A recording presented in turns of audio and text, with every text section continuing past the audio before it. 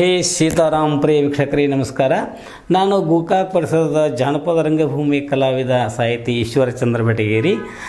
ನಾನು ಸಂಪಾದನೆ ಮಾಡಿರುವಂಥ ಈ ಸಂಗ್ಯಾಬಾಳ್ಯ ಅರ್ಥಾತ್ ಮಿತ್ರದ್ರೋಹಿ ಅನ್ನುವಂಥದ್ದನ್ನು ಗಂಗಾ ಪ್ರಸನ ಅನ್ನುವಂಥ ಹೆಸರಿನಿಂದ ಸಂಪಾದನೆ ಮಾಡಿ ಇದನ್ನು ನಮ್ಮ ವಾಹಿನಿ ಮುಖಾಂತರವಾಗಿ ವಾಚನ ಮಾಡ್ತಾ ಬಂದಿದ್ದೀನಿ.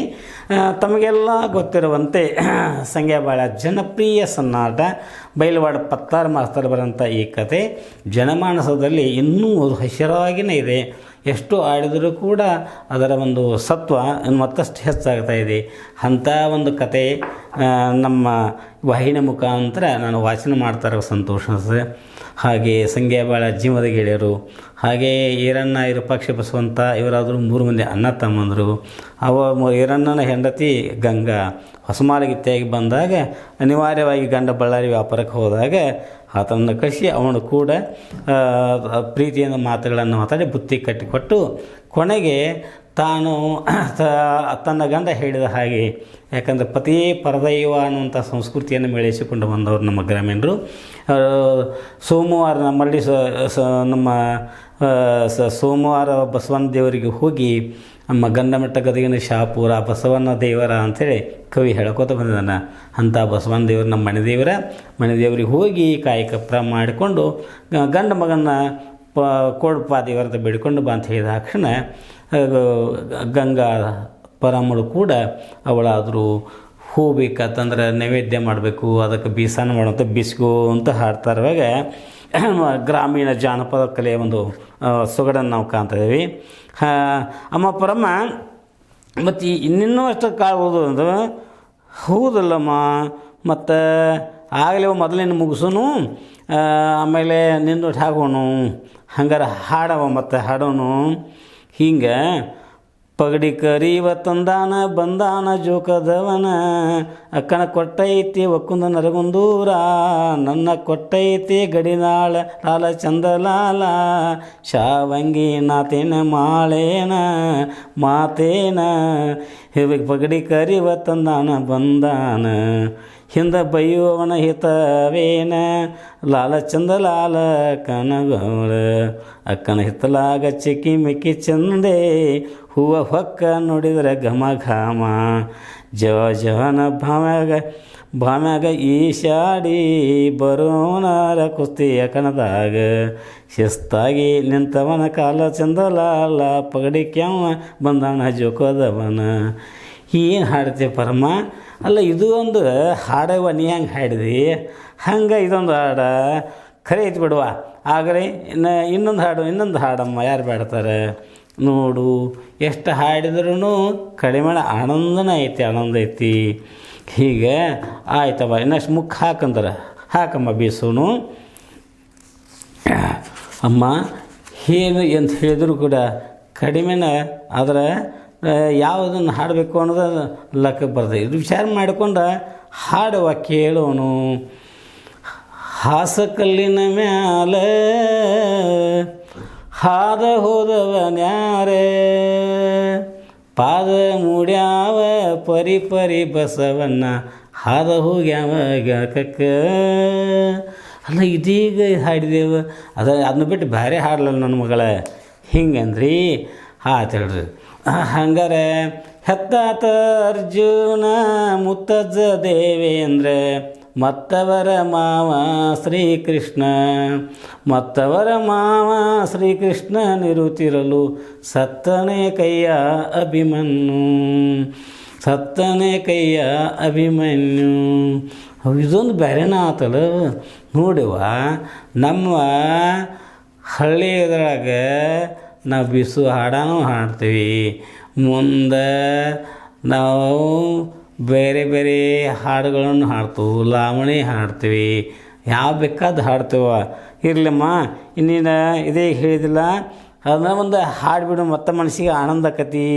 ಹಿಂಗೆ ಯಾಕಂದ್ರೆ ಬಸವಣ್ಣನ ಗುಡಿಗೆ ಹೋಗಿದ್ದೈತೆ, ಹಂಗೆ ಅಲ್ಲಿ ಹೋಗಿಬಿಡೋನು, ಅದಕ್ಕೆ ಒಂದು ಹಾಡೋನು. ಸೋಮಲಿಂಗನ ಗುಡಿಯ ಮ್ಯಾಲ ಬಂಗಾರ ಕಳಸ ಯಾರ ಕಟಿಸ್ಯಾರ ಹೊಸ ತಡಿ ಗೆಳತೆವ ಹೋಗಿ ನೋಡುನು ನಡಿಯ. ಹಾಂ ಹಾಂ ಭಾಳ ಸಂತೋಷ ಆತಮ್ಮ. ಈಗ ಈ ಹಿಟ್ಟು ತುಂಬ್ಕೋಬೇಕು ನೋಡಮ್ಮ. ಆಯ್ತು ಬಿಡಮ್ಮ. ನೋಡ್ಬಿಡಮ್ಮ, ಬಿಸು ಕಲಿನ ಹಾಡು ಕೇಳೋದ ಚಂದವ. ನಮ್ಮ ಬಿಸಾನ ಮುಗೀತು, ಆದ್ರೆ ಹಾಡು ಇನ್ನೂ ನಿನ್ನ ಬಾಯಾಗ ಉಳ್ದಾವ, ಹೌದಲ್ಲ? ಅವ್ವ ಪರಮ್ಮ, ಇದೇನು ಮಾಡಾಕತ್ತೆ? ಕೈಲೇ ಹಿಟ್ಟು ತುಂಬೋದು ಬಿಟ್ಟು ಹಂಗೆ ಇದು ನಮ್ಮ ಹಿಟ್ಟು ಖಾಲಿ ಯಾಕೆ ಕುಡ್ಸಕತ್ತಿ ನೀನು? ಇದೇನು ನಿಂದು ತೀತಿಲ್ಲ, ಮುದುಕಿ ಆಗಿದಿ. ಅಯ್ಯ ತಂಗಿ, ನಿನಗೇನ ತಿಳಿದಲ್ಗಪ್ಪ. ಇದೇನಪ್ಪರಮ್ಮ, ನನ್ನ ಕಡೆಗೆ ಬಿಟ್ಟು ಈ ಹಿಟ್ಟು ನೀ ಖಾಲಿಲಿ ತುಂಬಿದಿ, ಮತ್ತು ನಿನ್ನ ಕಡೆ ಹಿಟ್ಟು ಕೈಯಲ್ಲಿ ತುಂಬಿದಿ. ಹಿಂಗೆ ಯಾಕೆ ಮಾಡಿದಮ್ಮ? ಅದು ನನಗೆ ಹೇಳು. ಏನು ನನ್ನ ಮಗಳ ಗಂಗವ್ವ, ನೀನು ತಪ್ಪು ತಿಳ್ಕೊಬೇಡ. ನಿನ್ನ ಮೈದಂಡು ಇರಪಕ್ಷಿ ಮತ್ತು ಬಸವಂತ ಇಬ್ಬರೂ ಇನ್ನೂ ಹರಿದವ್ರದ ನೋಡುವ. ಹೌದು ಬಿಡವ, ನನ್ನ ಮೈದಂಡು ಇಬ್ಬರು ಇನ್ನೂ ಹರಿದವ್ರದಾರೆ, ಕಾಮಣ್ಣ ಇದ್ದಂಗೆ ಅದಾರು. ಅವರಿಗೆ ಕಾಲ್ದುಳಿ ಆಗಬಾರ್ದು ಅಂತೇಳಿ ನಾ ಹಿಟ್ಟು ಕಾಲಿ ತುಂಬಿನವ ನಿನ್ನ ಕಡೆದ್ದು. ನೀನು ಸಂಶಯ ಮಾಡ್ಕೊಳ್ರಿ ಮಗಳ. ನೋಡು ನನ್ನ ಮಗಳ, ಇನ್ನೇನು ಮಾಡುವ, ಅದಕ್ಕಾಗಿ ನಾ ಹಂಗೆ ಮಾಡಿದೆ, ತಪ್ಪು ತಿಳ್ಕೊಳಕ್ಕೆ ಹೋಗಬೇಡ. ಹಾಗಾದ್ರೆ ಇನ್ನೇನು ಮಾಡೋದು? ಮತ್ತು ನೀರು ತಂದಿದೀಯ, ಮತ್ತು ಇನ್ನೇನು ಅಡುಗೆನ ಮಾಡೋಣವ? ಹೌದು ಪರಮ್ಮ, ಅಡುಗೆ ಮಾಡೋಣ. ನೋಡು ಮಗಳ, ನಾನು ಮುಪ್ಪಾನು ಮುದುಕಿ ಅದೇನಿ, ಮತ್ತು ರೂಣು ಆಗ್ತೈತಿ, ಮತ್ತು ಅಡುಗೆ ಒಳಗೆ ಹೆಚ್ಚು ಕಡಿಮೆ ಆಗಬಾರ್ದು. ಹೌದು, 4 ಮಂದಿ ಊಟ ಮಾಡೋರ್ತಾರೆ, ಅದಕ್ಕೆ ಅಡುಗೆ ಮಾಡೋಕೆ ನನಗೇನು ಆಗೋದಿಲ್ಲವ್ವ. ನಾನು ಬೇಕಾದ್ರೆ ಮತ್ತೇನು ಬೇರೆ ಕೆಲಸ ಮಾಡ್ತೀನಿ, ನೀನೇ ಅಡುಗೆ ಮಾಡಿ ನೋಡುವ ಗಂಗವ್ವ. ಹಿಂಗಂದು ಪರಮ್ಮ.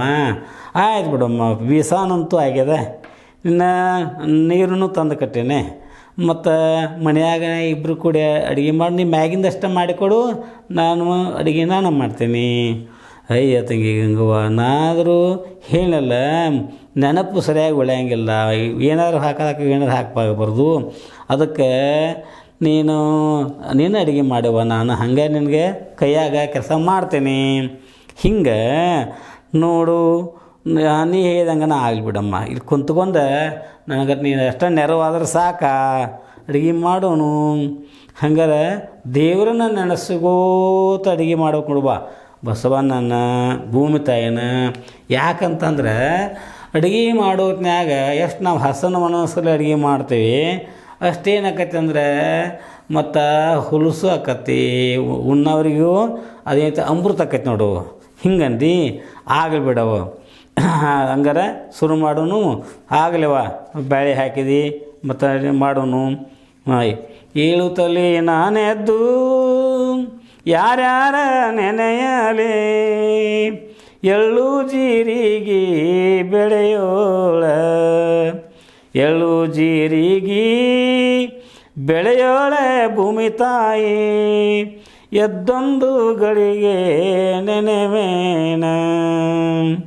ಕರುಣ ಬಂದರ ಕಾಯೋ, ಮರಣ ಬಂದರವಯ್ಯೋ, ಕರುಣಿ ಕಲ್ಯಾಣಿ ಬಸವಣ್ಣ, ಕರುಣಿ ಕಲ್ಯಾಣಿ ಬಸವಣ್ಣ ಬರುವಾಗ ಗಂಗವ್ವ ಕೈಯ ಮುಗಿದಾಳ. ಏಳು ತಲೆ ನಾನೆದ್ದು ಯಾರ್ಯಾರ ನೆನೆಯಲಿ, ಎಳ್ಳು ಜೀರಿಗೆ ಬೆಳೆಯೋಳ, ಎಳ್ಳು ಜೀರಿಗೆ ಬೆಳೆಯೋಳ ಭೂಮಿ ತಾಯಿ, ಎದ್ದೊಂದು ಗಳಿಗೆ ನೆನೆವೇನ. ಬಸವಣ್ಣ ಹುಟ್ಟಲಿ ಹೊಸ ಪ್ಯಾಟಿ ಕಟ್ಟಲಿ, ನನರಾಯನ ಕಬ್ಬು ಬೆಳೆಯಲಿ, ನನರಾಯನ ಕಬ್ಬು ಬೆಳೆಯಲಿ ಗೊಡಚಿಯ, ಈರಣ್ಣನ ತೇರು ಎಳೆಯಲಿ. ಊರಿಂಗೆ ದಾರಿಯನು ಆರು ತೋರಿದರೇನ, ಸಾರಾಯದ ನಿಜವ ತೋರುವ, ಸಾರಾಯದ ನಿಜವ ತೋರುವ ಗುರು ತಾನು ಆರಾಧಡೇನ ನಮ್ಮವ್ವ.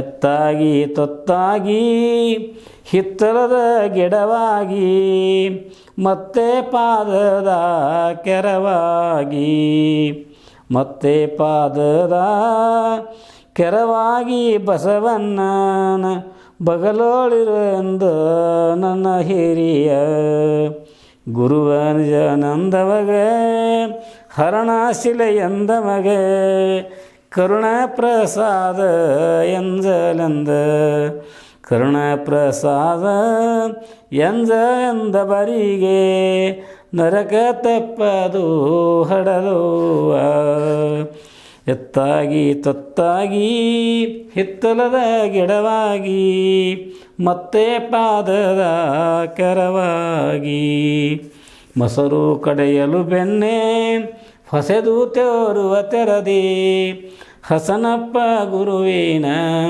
ಉಪದೇಶ ಹಸನಪ್ಪ ಗುರುವಿನ ಉಪದೇಶದಿಂದ ನಮಗೆ ಮುಕ್ತಿ ಸಿಗುವುದು ನೋಡುವ. ಅಮ್ಮ ಹಿಂಗೆ ಗುರುವನ್ನ ದೇವರನ್ನ ನೆನೆಸ್ಕೋತ ನಾವು ಅಡುಗೆ ಮಾಡೋದ್ರಿಂದ ಮಾಡಿದ ಅಡುಗೆ ಅಮೃತ ಆಕೈತಿ ನೋಡ್ಯವ್ವ. ಖರೆ ನನ್ನ ಮಗಳ ನಿನ್ನ ಮಾತು ಖರೆ ಐತವ್ವ. ಯಾಕೆ ಮನುಷ್ಯನ ಮನಸ್ಸು ಹೆಂಗೆ ಇರ್ತೈತಿ ಹಂಗೆ ಏನಾಕೈತಿ ಅಂದ್ರೆ ಕೆಲಸ ಆಕವ್ವ. ಮನಸ್ಸು ಸುದ್ದ ಇಟ್ಕೊಂಡು ಅಡುಗೆ ಮಾಡಿದ್ರೆ ಹೆಣ್ಮಕ್ಳ ಮನ್ಯಾಗ ಅಮೃತನ ಆಗ್ತೈತವ. ಅದಕ್ಕೆ ಭಾಳ ಸಂತೋಷ ಆತವ.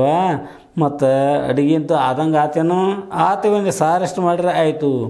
ಆಗಲಿ ನನ್ನ ಮಗಳ ಸಾರು ಮಾಡು ಅಲ್ಲವ ಅಂಬರ ನೋಡಿ ಮಾಡಿದ್ರೆ 4 ದಿನ ಇಟ್ಟು ತಿನ್ನುವಂಥದ್ದು ಅಷ್ಟಂತ ಚಂದ ಅಂಬರ ಆಕೈತಿ ನೋಡು ಮೊದಲು ನಮ್ಮ ಕಾಲಕ್ಕೆ. ಈಗಾದರೂ ಆಗ್ತೈತಮ್ಮ. ಯಾಕಂತಂದ್ರೆ ಅಲ್ಲಿ ಮಾಡೋ ಒಂದು ಹದ ಆಯ್ತಂತಂದ್ರೆ ಆಗ್ತೈತಿ. ನೋಡು ಮಗಳ ನೀನು ನನ್ನ ಮಗಳ ಅನ್ನಪೂರ್ಣೇಶ್ವರಿ ಇದ್ದಂಗದಿ ನೋಡು. ಅನ್ನಪೂರ್ಣತಾ ಇದ್ದಂಗದಿ ನಿನ್ನ ಕೈಯಾಗಿನ ಅಡುಗೆ ಚಂದ ಆಗ್ತೈತೆವ.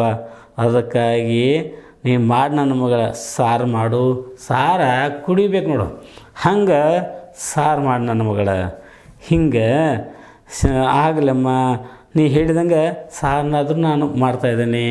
ಮತ್ತು ಇದು ಕನಕ ನಾದಿ ಅದಕ್ಕಾದರೂ ಉಳಿ ತುಂಬಿ ನಾನಾದರೂ ಅವನ್ನ ಹೋಳ್ಗೆ ಮಾಡ್ತೇನೆ. ಹೋಳ್ಗೆ ಮಾಡಿ ಮತ್ತು ಬುಟ್ಟಿ ತುಂಬ್ತಾ ಇದ್ದಾನೆ. ಅದರೊಳಗೆ ಸ್ಯಾಂಡಿಗೆ ಕರಿಬೇಕು. ಹಂಗೆ ಅನ್ನ ಮಾಡಬೇಕು. ಮುಂದೆ ಮೊಸರು ಅನ್ನ ಕಲಿಸ್ಬೇಕು. ಮತ್ತು ಕರ್ಚಿಕಾಯಿದು ಮಾಡೋನು. ಮತ್ತು ಉಂಡಿನೂ ಮಾಡೋನು. ದೇವರಿಗೆ ನೈವೇದ್ಯ ಇಡೋ ಸಲುವಾಗಿ ಎಲ್ಲ ವ್ಯವಸ್ಥೆ ಮಾಡೋನು. ಯಾರು ಬೇಡ್ತಾರೆ ನನ್ನ ಮಗಳ ನಿನಗೇನು ತಿಳಿತೈತಿ ಮಾಡುವ. ಯಾಕಂದ್ರೆ ನಿನ್ನ ಮನಸ್ಸಿಗೆ ತೃಪ್ತಿ ಆಗುವಂಗೆ ನಿನ್ನ ಮನಸ್ಸಿಗೆ ಹಿತ ಆಗುವಂಗೆ ದೇವರಿಗೆ ನಡ್ಕೋಬೇಕಾಗೈತಿ. ಯಾಕಂದರೆ ನಮಗೆ ನಿನ್ನ ಗಂಡ ಬಳ್ಳಾರಿಗೆ ಹೋಗೋ ಮುಂದೆ ಹೇಳಿವ್ಯಾನು. ಯಾಕಂತಂದ್ರೆ ನೋಡ್ರಿ ಮಕ್ಕಳ ಭಾಗ್ಯ ಅಂದ್ರೆ ದ್ವಾಡ್ದು. ತಾಯಿ ಇದ್ರೆ ತವ್ರು ಇರ್ತಾನೆ ನಮಗಳ, ತಂದಿದ್ರೆ ಬಳಗೆ ಹೆಚ್ಚು. ಆದರೆ ಎಲ್ಲಕ್ಕೆ ಅವ್ರಿಗಿಂತ ಹೆಚ್ಚು ಅಂದ್ರೆ ಗಂಡ. ಹೆಣ್ಮಕ್ಳಿಗೆ ಗಂಡನ ದೇವ್ರ. ಅದು ಅವನಿಗಿಂತ ಹೆಚ್ಚಿನ ಅಂದ್ರೆ ನಾಳೆ ತಾಯಿ ಹೊಟ್ಟಿಲಿ ಹುಟ್ಟಿಯಂಥ ಮಕ್ಕಳು ಅವರು ಮುತ್ತಿನ ಹರಳಿದ್ದಂಗೆ ಅವ್ರಿಗಿಂತ ಹೆಚ್ಚಿರ್ತಾರೆ. ಅದಕ್ಕೆ ಯಾರಿಗೇ ಆಗಲಿ ನೋಡು ಆಸೆ ಇರೋದನ್ನು ನಾನು. ಯಾಕಂತಂದರೆ ಹೇಳಿದಾರಲ್ಲ ನೋಡು ಏನೂ ಇಲ್ಲದಾಗ ಬಡತನಕ್ಕೆ ಉಂಬುವ ಚಿಂತೆ, ಉಂಬುದಾದ್ರೆ ಉಡುವ ಚಿಂತೆ, ಉಡುವಾದರೆ ಇಡೀ ಚಿಂತೆ, ಇಡುವಾದ್ಮೇಲೆ ಹೆಂಡರ ಚಿಂತೆ, ಹೆಂಡ್ರಾದ್ಮೇಲೆ ಮಕ್ಕಳ ಚಿಂತೆ, ಮಕ್ಕಳಾದ್ಮೇಲೆ ಬದುಕಿನ ಚಿಂತೆ. ಹಿಂಗೆ ಒಂದೊಂದೊಂದು ಚಿಂತೆಯೊಳಗೆ ಇರ್ತಾರೆ. ಇನ್ನೆಲ್ಲ ಕೊಡೋರು ಯಾರು? ದೇವರೇ ಕೊಡೋನು. ಅದಕ್ಕಾಗಿ ಆ ಬಸವನ ದೇವರಿಗೆ ಎಡೆ ಮಾಡಿಸ್ಲಾಗ ಎಲ್ಲ ನೈವೇದ್ಯ ತಯಾರು ಮಾಡೋನು. ಇನ್ನು ಮುಂದೆ ನಾವಿಬ್ಬರು ಕೂಡಿಕೊಂಡು ಮುಂದಿನ ಕೆಲಸ ಮಾಡೋಣ. ಅಲ್ಲಿ ಮಡಿಗೆ ನಾವು ಸ್ವಲ್ಪ ವಿಶ್ರಾಮ ಮಾಡೋಣ.